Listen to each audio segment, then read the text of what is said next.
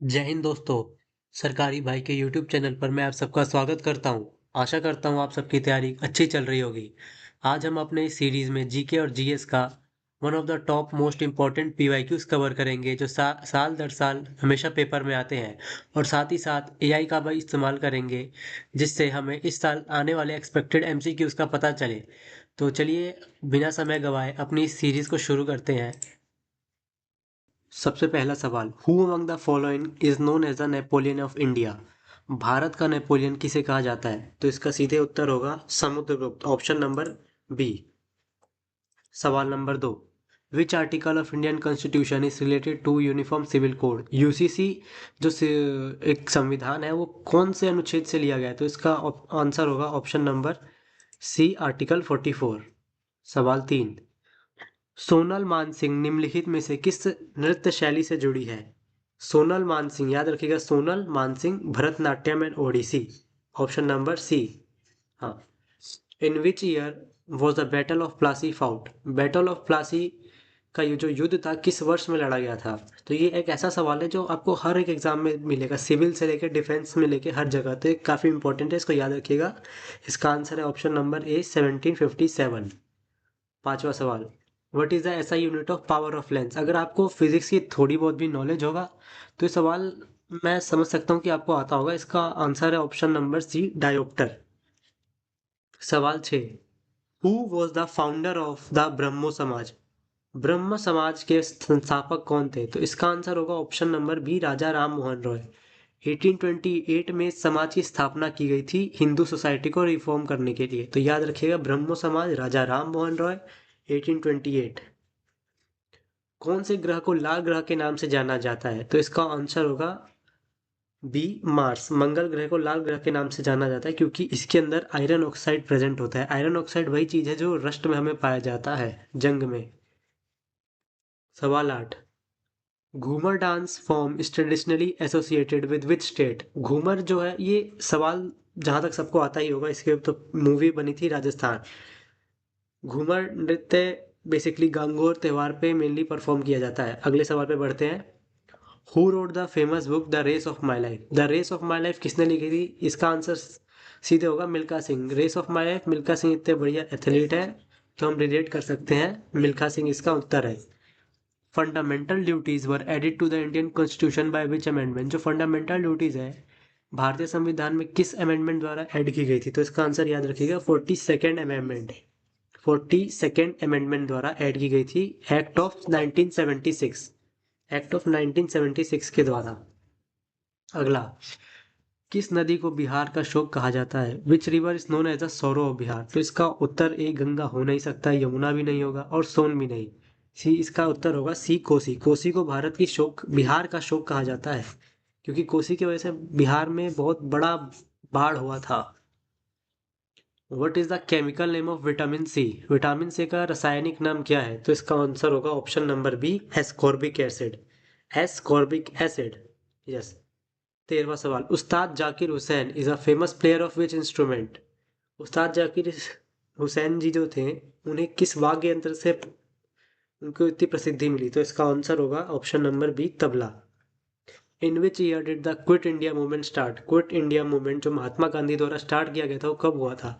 तो इसका आंसर है option number B, 1942। Quit India movement 1942। 15, Kaziranga national park is located in which state. साथियों, ये सवाल भी बहुत इंपॉर्टेंट है, ये हर जगह पूछा जाता है और बहुत बार पूछा गया है। तो इसका आंसर याद, आपको याद भी होगा, याद रखिए, काजीरंगा नेशनल पार्क जो है असम में पाया है, असम में है। काजीरंगा नेशनल पार्क असम में है। और ये क्यों फेमस है? क्योंकि यहाँ पे हमें वन हॉर्न राइनासोरस मिलते हैं। एक सींग वाले जो राइनासोरस हैं वो तो वहाँ पे पाए जाते हैं, काजीरंगा नेशनल पार्क असम में, और एक सींग वाले राइनासोरस। सवाल 16, who was the first women governor of an Indian state. भारतीय राज्य की पहली महिला राज्यपाल कौन थी?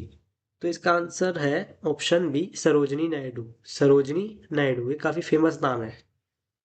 Which layer of the atmosphere contains ozone layer. वायुमंडल की किस परत में ओजोन परत स्थित है?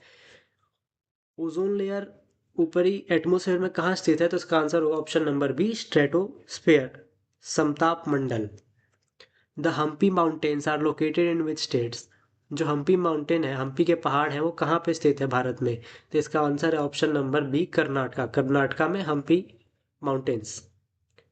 19 सवाल, who discovered cell in 1665? Cell की खोज किसने की थी? ये भी एक इंपॉर्टेंट सवाल है, तो इसका आंसर याद रखिएगा, रॉबर्ट हुक। रॉबर्ट हुक, वो जो बोतल में हुक लगते हैं ना, जो देखा होगा पुराने समय में समुद्र में फेंके जाते थे संदेश के लिए, तो उस हुक से उन्होंने सेल की खोज की थी। तो इसका आंसर है रॉबर्ट हुक।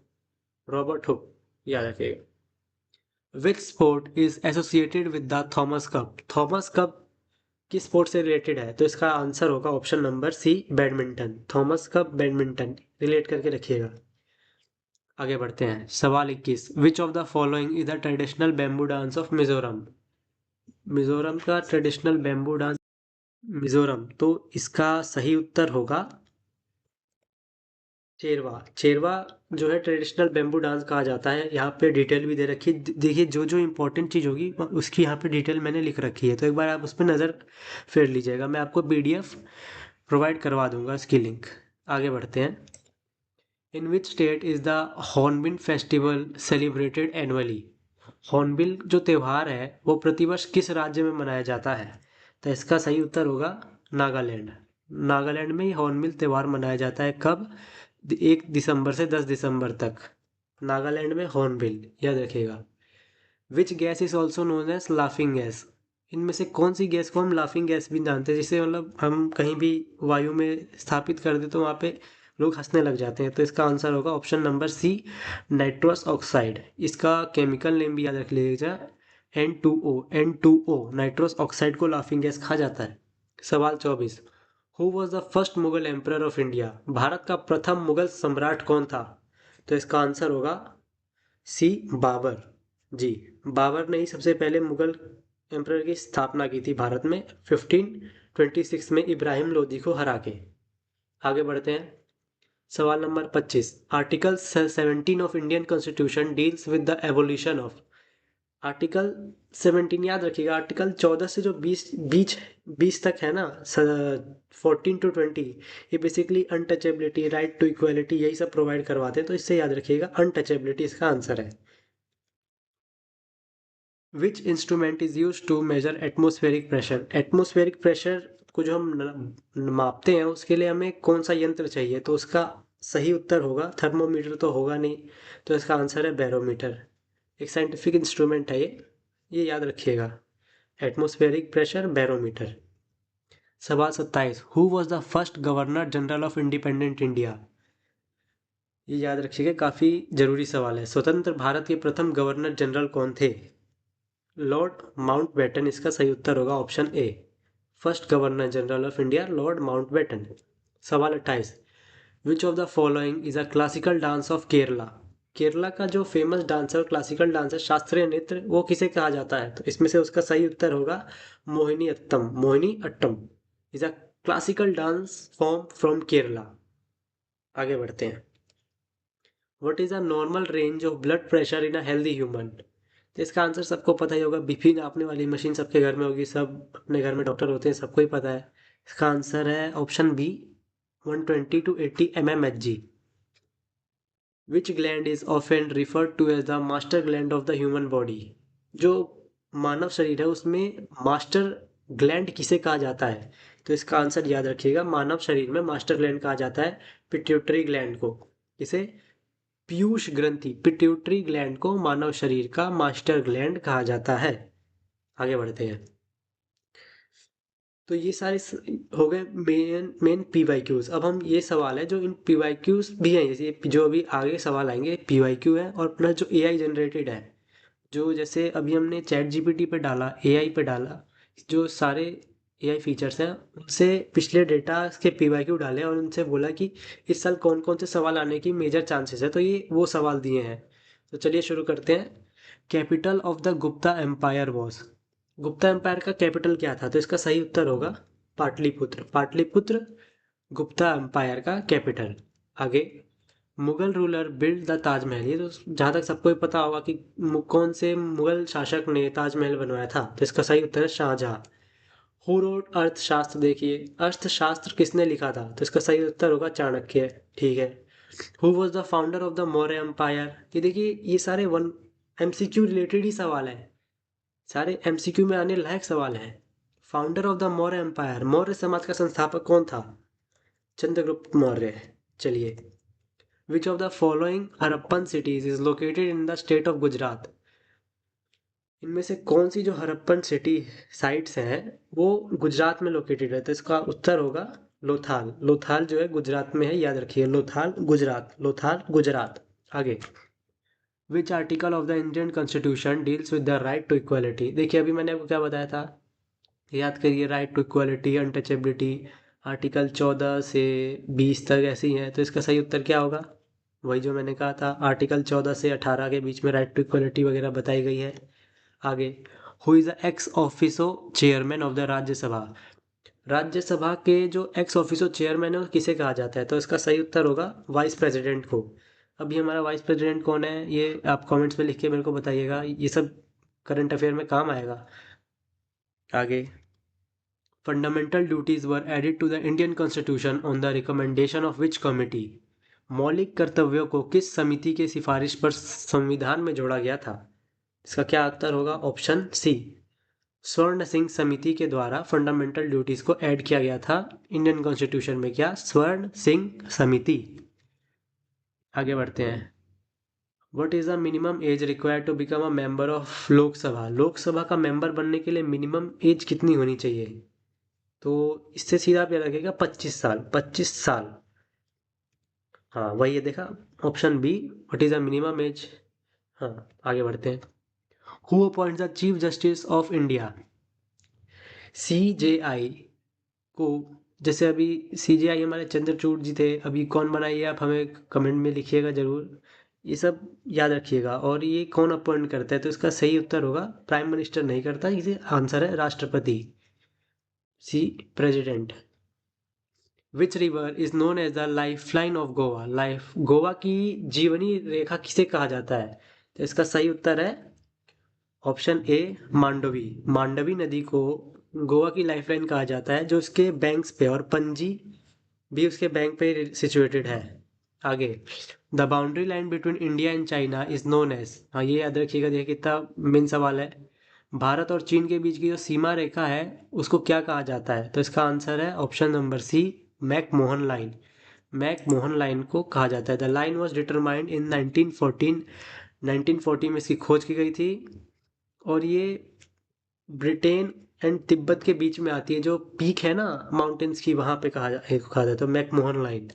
आगे, साउथ इंडिया जो साउथ इंडिया है वहाँ पे हाईएस्ट माउंटेन पीक कौन सी है? तो इसका सही उत्तर होगा, देखिए ज्योग्राफी के सवाल है, काफ़ी इंपॉर्टेंट है, ये एनडीए में पूछा गया है, मैंने जब एनडीए दिया था तो आया था। माउंटेन पीक साउथ इंडिया में किसे है? तो इसका सही उत्तर होगा Anamudi. Anamudi is located at Eravikulam national park in Kerala. और देखिए सबसे ऊंची है 2695 मीटर। आगे बढ़ते हैं, which organ in the human body is known as the graveyard gland of RBC. मानव शरीर के किस अंग को आरबीसी का कब्रिस्तान कहा जाता है? आरबीसी का कब्रिस्तान किसे कहा जाता है? इसका आंसर है प्लीहा, स्प्लीन जिसे कहते हैं, उसे आरबीसी का कब्रिस्तान कहा जाता है, क्योंकि एक फिल्टर टाइप का काम करता है आउट ऑफ द, जैसे यहाँ नीचे लिखा है, the spleen filters out old and damage red blood cell from the blood stream. वो फिल्टर करके जो खराब ब्लड सेल्स होते हैं वो हमें, जो हमारे जो निकलता है वहाँ से हो जाता है। आगे बढ़ते हैं, what is a chemical formula of baking soda. ये काफ़ी ज़रूरी सवाल है, केमिकल नेम क्या होता है बेकिंग सोडा का? इसका सही उत्तर है NaHCO3। और इसको हम क्या बोलते हैं? Sodium bicarbonate. Sodium bicarbonate NaHCO3 जो है बेकिंग सोडा का केमिकल नाम है। 46, which gas is predominantly found in the sun. Sun के अंदर कौन सी गैस होती है? देखिए अगर ये सवाल पेपर में आ रहा है तो मुझे पता है बहुत से लोग हीलियम करके आएंगे, नहीं, हीलियम क्या है? हीलियम सन से जो हीट पैदा होती है उसका रीज़न है, लेकिन सन में जो मेजरली गैस फाउंड होती है उसको हम लोग हाइड्रोजन बोलेंगे। हाइड्रोजन बेसिकली 73% सन का मास है, तो उसका सही उत्तर है हाइड्रोजन। आगे बढ़ते हैं, the Dandi march initiated by Mahatma Gandhi was a part of which movement. Mahatma Gandhi द्वारा शुरू किया गया दांडी मार्च किस आंदोलन का हिस्सा था? तो इसका आंसर होगा सिविल डिसओबीडियंस मूवमेंट, सविनय अवज्ञा आंदोलन। महात्मा गांधी ने जो दांडी मार्च शुरू की थी उसका उत्तर होगा सिविल डिसओबीडियंस मूवमेंट, जिसे हम हिंदी में कहते हैं सविनय अवज्ञा आंदोलन। इसी का हिस्सा था वो। आगे बढ़ते हैं। Which fundamental right was described by Dr. B.R. Ambedkar as the heart and soul of the Constitution? B R Ambedkar ji के द्वारा कौन से फंडामेंटल राइट को heart and soul of the constitution कहा गया था, हृदय और आत्मा? तो इसका सही उत्तर होगा option number C, right to constitutional remedies, संवैधानिक उपचारों का अधिकार। राइट टू कॉन्स्टिट्यूशनल रेमेडीज को संविधान का हृदय और आत्मा बताया गया था। विच of the following rivers flow through a rift valley in India? Bharat में निम्नलिखित में से कौन सी नदी ब्रंच घाटी रिफ्ट वैली से होकर बहती है? तो इसका सही उत्तर क्या होगा बताइए। Option B, Narmada. Narmada and Tapti are the major rivers in India that flow westwards through rift valleys. Westward समझ रहे हैं? वेस्टवर्ड गुजरात की साइड बहती हैं नर्मदा रिवर्स का सही उत्तर है। आगे। Which part of the human brain is responsible for maintaining balance and posture? जो हम बैठते हैं घूमते हैं, ह्यूमन ब्रेन में कौन सा पार्ट है जो उसके लिए जिम्मेदार होता है? मानव मस्तिष्क का कौन सा भाग संतुलन और मुद्रा बनाए रखने के लिए जिम्मेदार है? तो उसका सही उत्तर होगा सेरेब्लम, अनुमस्तिष्क। अनुमस्तिष्क, cerebellum. The cerebellum coordinates voluntary movement such as posture, balance and coordination. So सवाल यहाँ ख़त्म हो जाते हैं हमारे। आगे के लिए आपको ऑल द बेस्ट। और आगे आप कौन सी चीज़ पे ऐसी ही एक एमसीक्यू वीडियो एआई जनरेटेड और पीवाईक्यू से रिलेटेड चाहते हैं वो आप हमें कमेंट्स में बता सकते हैं। उसके लिए आगे के लिए धन्यवाद। आपका पेपर अच्छा जाए ऐसी हम शुभकामनाएं करते हैं सरकारी भाई जी यूट्यूब चैनल की तरफ से। आपको ऑल द बेस्ट। धन्यवाद। जय हिंद दोस्तों। सरकारी भाई के यूट्यूब चैनल पर मैं आप सबका स्वागत करता हूं। आशा करता हूं आप सबकी तैयारी अच्छी चल रही होगी। आज हम अपने इस सीरीज में जीके और जीएस का one of the top most important PYQs cover करेंगे जो साल दर साल हमेशा पेपर में आते हैं। और साथ ही साथ एआई का भी इस्तेमाल करेंगे जिससे हमें इस साल आने वाले एक्सपेक्टेड एमसीक्यूज का पता चले। तो चलिए बिना समय गवाए अपनी इस सीरीज को शुरू करते हैं।